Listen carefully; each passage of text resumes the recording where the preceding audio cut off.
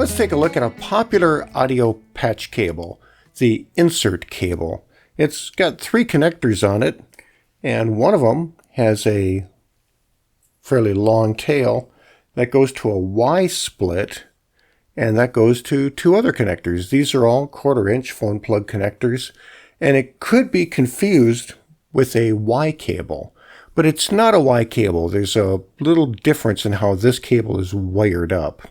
This cable could be used as a stereo to mono splitter, and it's most commonly used to patch in a piece of equipment into an audio signal chain.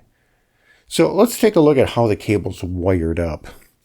On the long wire of the cable is a TRS connector. This is a 1/4-inch phone plug that has tip, ring, and sleeve. It's the kind of connector that you would find on a pair of headphones. You could say it's a stereo connector.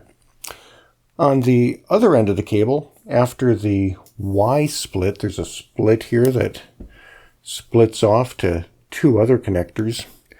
You'll notice that these connectors are TS connectors, tip and sleeve.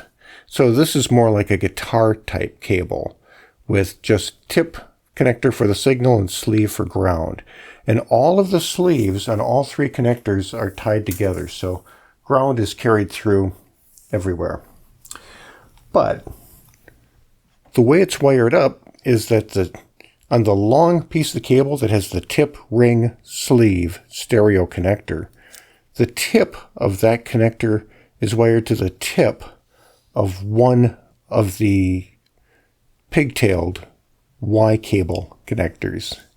And the sleeve on the TRS connector goes to the tip of the remaining other side connector. So tip and ring on this connector correspond to the 2 tips on these 2 connectors. So if we were to connect the tip ring sleeve connector, this is looking like a headphone type plug, and we're going to plug this into a headphone output jack in a piece of equipment. That would take the stereo signal on this tip ring sleeve connector and break it into left and right audio on these 2 connectors. Or conversely, if we had outputs from some piece of equipment that were separate, left and right channel, we could plug these 2 into it, and they would appear on the other connector, on the tip ring sleeve connector, with a stereo signal here, with ground and right and left audio. And we could plug this into a mixer that has a stereo input channel. So we plug this one connector into that stereo channel. We'd have a single fader which would adjust both left and right channels. And of course, that input channel would be expecting a tip ring sleeve 3-conductor connector. So we can use it to take 2 mono signals and put them into a stereo signal on one connector, or take a stereo signal on this connector and break it into 2 mono signals on these. Now, of course, you may have noticed that these have only a ground and a signal. So therefore, it is an unbalanced cable. So insert cables are unbalanced cables.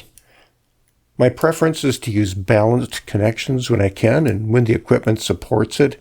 Balanced connections are most important when dealing with long cable runs or really low signal levels like coming off of microphones, because balanced connections help suppress noise and interference that can get into the cable. But when using an insert cable, typically we're not going very long distances and we are using higher level, line level signals. So an unbalanced cable in this application, generally, it's not a problem. Now, the other thing that this cable is most commonly used for is for patching in a piece of processing equipment into an audio chain.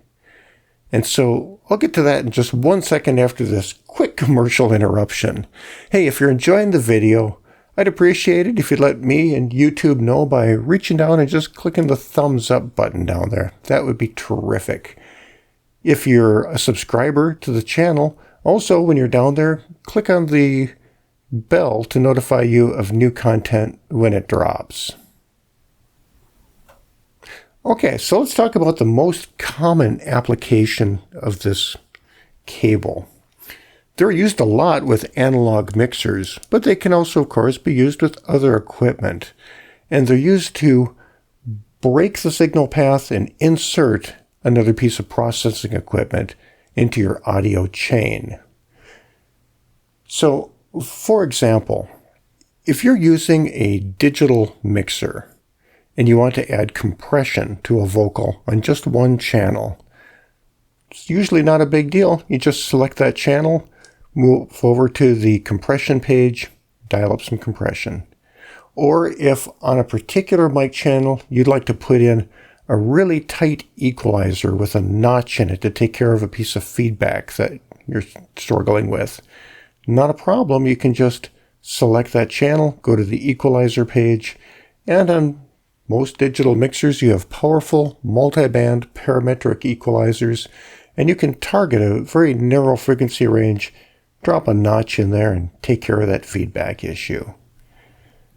But on an analog mixing board, you generally don't have that kind of functionality. You might have some equalizers on each channel of your analog board, but they tend to have fixed bandwidth and have less control than you would have on a digital board. So maybe you want to patch in a more sophisticated external equalizer. Or on an analog board, they rarely have compression built into the mixing board. So if you want to add compression to a mic channel, you need to patch it in with an external device that's in your effect rack. Now, you might also want to patch in equipment on your digital board as well. For example, digital board probably gives you a wide variety of reverb settings. But maybe as you go through all of those settings, you can't find one that you like quite as much as a reverb setting that you had on an external processor. Maybe you had a Lexicon reverb that had just the perfect reverb sound for your project, which you just can't seem to duplicate with a digital board. Well, in that case, good chance you could use a cable like this to patch in that external reverb unit and use it with your digital board. And so how that works is on your mixer, there's a good chance that on every input channel, every mic channel, there's a 1/4-inch connection called insert. And you may also find these insert connections on other buses too, monitor buses, maybe even your mains. And that connector is designed to be a switching connector. So if there's nothing plugged into it, the signal arrives at that connector and then just continues to move forward. So, for example, on many mixing boards, you would have the microphone come into the mixer, it goes through the preamplifier stage, the very top of the channel, and it boosts the signal up to a proper line level that we can work with. Then it goes to that insert jack. If nothing is plugged into the insert jack, it just passes right through that jack and then moves to the next stage in your mixing board, which is probably the equalizer section. And then from there it moves down to the mixer amplifier section where you can adjust how much of that microphone signal gets sent out to the mains, how much goes out to various monitors, effects, and so forth, so on. However, if you take the tip ring sleeve connector off of this cable and you plug it into the jack labeled insert on your mixing board, that's a switching jack, and this will break that switch, and so it'll prevent the signal from just passing from the preamplifier right on to the rest of the mixer. Instead, it will take that signal from the preamplifier that's been boosted up to a line level signal, and it will send it into this cable. And then it will look for a return signal coming back from this cable, typically on the sleeve. And so that allows you to take the signal that's coming from the preamplifier of your mixer, send it out one of the output tip sleeve connectors, and into a piece of processing gear.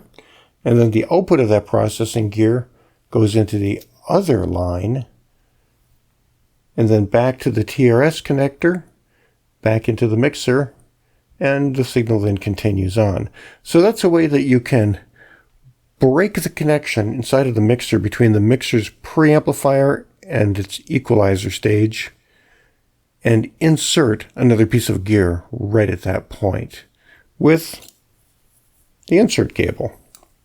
So if you're using an analog mixer, these are really handy cables so you can patch in effects or other processing on your various microphone channels or on your buses. And it's also a convenient cable for a lot of applications. So if you're curious about how the insert cable worked, well, hopefully now you know. And if you're interested in learning more about how to set up a band and use an analog mixer, well, I have the perfect video for you.